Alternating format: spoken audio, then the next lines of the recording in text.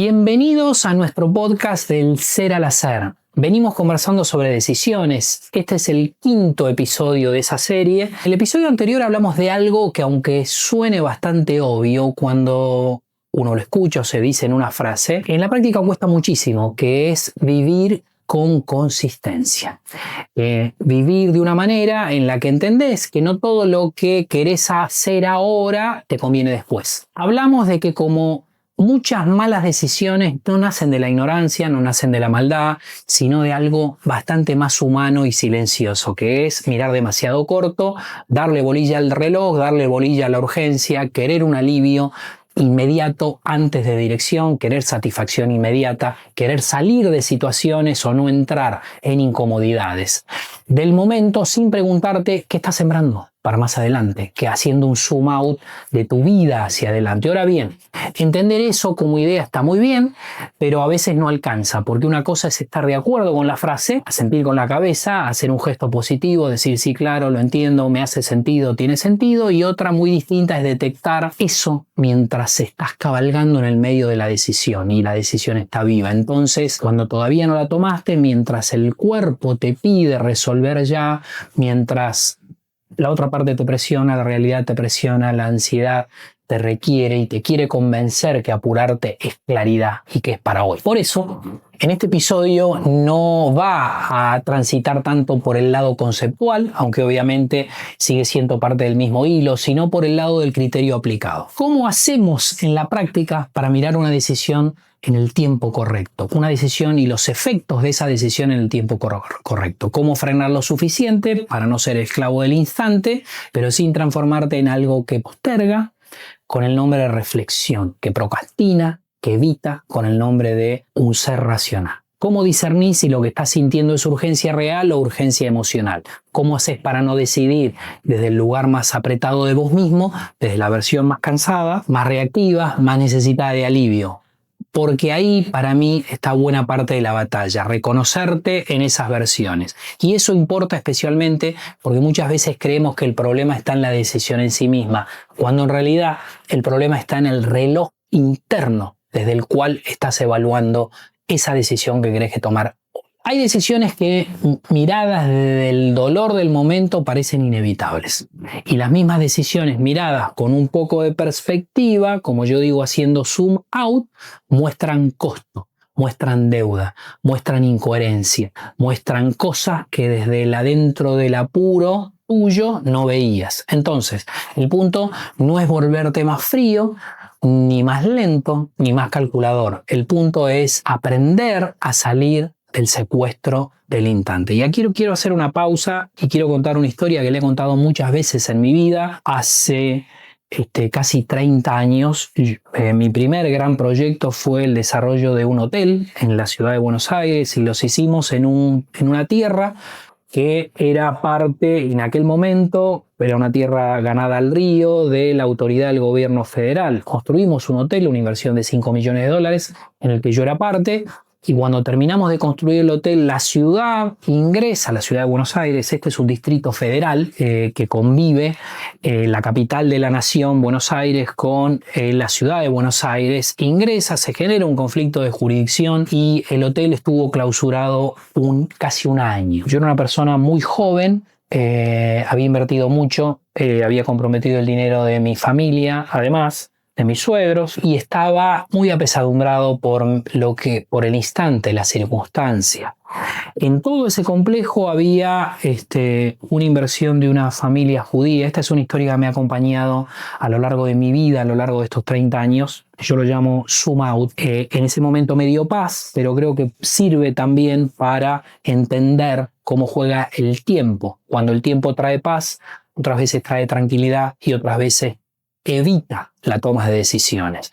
En el caso es el mismo, es el kairos, no el cronos, el reloj, sino es la temporalidad y el ejercicio de los efectos a lo largo de la vida. En una de las reuniones con abogados, yo veía que un grupo de la colectividad judía, que tenía una inversión mucho más grande que la nuestra, estábamos trabajando en un tándem para resolver esa situación, no estaban tan apesadumbrados ni tan estresados como yo, y yo me acerqué a uno y le dije, ¿por qué esta situación no te angustia tanto? Y esa persona me dijo, yo estaba igual de angustiado como vos hasta que hablé con el rabino, y el rabino me hizo 3 preguntas, muy parecidas a las que nos hicimos en el episodio anterior, y te invito a que te hagas estas preguntas cuando hay una situación que te estresa de momento. Estas preguntas a mí me ayudaron a poner en perspectiva una situación. La primera pregunta fue, en tu peor escenario, estábamos todos clausurados, ¿cuánto pensás en el peor escenario que el emprendimiento, en este caso el mío era un hotel, puede estar clausurado? Y yo dije 1 año. Ellos tenían un emprendimiento mayor. 1 año es un tiempo muy grande, pero a la incertidumbre del tiempo lo pone en perspectiva. Entonces esta persona me dice, cuando yo respondí 1 año como máximo, ya el problema no era tan angustiante porque le había puesto un coto. Y el rabino me hace la segunda pregunta, que es la siguiente. ¿Hasta cuándo ustedes tienen concesión de la tierra? Hablo del año más o menos 1997 y teníamos, porque habíamos accedido a esa tierra por medio de un canon, la concesión vencía en el 2021. Traer el año 2021, es decir, traer el futuro a hoy, a ese hoy de 1997, trajo más paz todavía. Y yo dije, ahí ya el problema fue cada vez más chico. La situación era menos acuciante. Y el rabino me hace la tercera pregunta. Esto me cuenta esta persona, este empresario, que debe haber tenido unos 50. Yo tenía 28, 29 años. La tercera pregunta es, ¿cuánto es tu expectativa de vida en los negocios? Y me dice, Israel se llamaba este empresario, me dice, yo creo que voy a vivir 40, 50 años más. Cuando respondí, me hice esa pregunta y me respondí, el problema que me acuciaba y que tenía una intensidad casi inmanejable para mí hoy, se transformó en otra cosa. Esto es importante que captures, porque cuando estás secuestrado por el instante, como me pasaba a mí, todo te parece ahora, todo te parece urgente, todo te parece determinante, todo te parece más absoluto de lo que realmente es. Y una de las primeras cosas que conviene registrar es esta. Muchas decisiones no se toman desde la convicción, se toman desde la presión, se toman desde la angustia. Entonces la persona dice, tengo que decidir, tengo que resolver esto hoy, pero en realidad muchas veces lo que querés es dejar de sentir lo que estás sintiendo, que no tiene nada que ver con el problema, con la situación que tenés enfrente. Y esto ya cambia bastante el análisis, porque te permite ver que hay decisiones que se aceleran no porque el escenario lo exija, el problema o el desafío o tu visión, sino porque la emoción aprieta. Porque hay una distinción que a mí me parece muy útil y muy concreta, y es esta. Urgente emocionalmente y urgente realmente no son la misma cosa. Hay cosas que sí, obviamente son urgentes de verdad, una situación legal, un compromiso operativo, un pago que tenés que hacer, una ventana del mercado, una oportunidad real, que sí efectivamente vence una crisis que no amerita ser dilatada. Claro, estas situaciones existen, pero también existen otra clase de urgencias, más engañosas, más pegajosas, más subjetivas, la que nace del malestar, la que nace de sentir que no podés manejar la realidad, que no podés seguir sosteniendo esas incomodidades y esas emociones que tenés un día más, una noche más, una semana más. Y muchas de esas cosas hacen que tomen decisiones urgentes, pero con baja calidad de discernimiento. Porque no estás evaluando solo la realidad, estás tratando de anestesiar una emoción. Y acá aparece una pregunta que a mí me parece simple, pero muy reveladora, y es la siguiente. Si tuviera que tomar esta decisión dentro de 4 días, y no ahora mismo, ¿me cambiaría algo? Pongo 4 días como poder 4 días. Ya hay evaluaciones, assessment de escenarios que lo hago automáticamente. Me planteo 4 días, me planteo un mes, esto es para junio, yo sé que esto es para septiembre, yo sé que esto es para el año que viene. A veces me sale, otras veces no me sale tan así, pero es algo más que ya tengo incorporado. Entonces, esto no lo tenés que patear eternamente. Significa que si tenés un margen corto, lo suficientemente corto como para no distinguir si las situaciones de urgencia o las situaciones de tu sistema emocional, y esperar 4 días que por ahí te traen algo distinto, te bajan la espuma, desaparece el problema, porque eran preocupaciones, desaparece la angustia o aparecen nuevos datos, aparece más verdad. Entonces, probablemente no estabas ante una urgencia real, estaba frente a una urgencia emocional. Y ahí la pausa no es debilidad, tampoco es cobardía, ni es una demora improductiva. Ahí la pausa es inteligencia, es higiene del juicio. Ahora bien, tampoco se trata de convertir esta idea en una nueva excusa para demorar todo. Ojo, no te trabes, no quiero que esto funcione como una traba, porque ese sería otro error. Tomar la pausa como refugio, como una excusa, usar la perspectiva como anestesia. Me has escuchado que yo he dicho muchas veces que la mayor causa que las personas no se animen a emprender es un excesivo ejercicio racional de las situaciones y de la oportunidad. Entonces, el criterio no está solo en pausar, sino en pausar con preguntas concretas. Y para mí una de las más importantes es ¿esto que yo creo que me resuelve hoy, me construye mañana o me desconstruye mañana? Esa sola pregunta cambia bastante, porque te obliga a salir del efecto inmediato. Quizás no tenés respuestas, pero ya te ayudó a salir de la urgencia del hoy y de mirar la situación con un poco más de perspectiva. No para volverte solemne, no para volverte eterno, no para transformar toda decisión en una epopeya o en una épica existencial, sino para traer perspectiva al hoy. Porque hay cosas que te resuelven el hoy, sí, pero que te debilitan el mañana, te condicionan el mañana. Y hay cosas que te exigen el hoy, incluso te incomodan, pero te construyen una estructura más sana después. De ambos lados. Y junto con esa pregunta hay otra que me parece igual de potente. ¿Estoy eligiendo un alivio o estoy eligiendo dirección? Porque el alivio por sí mismo no es pecado, no es un enemigo moral, no es algo que siempre te vaya a rechazar.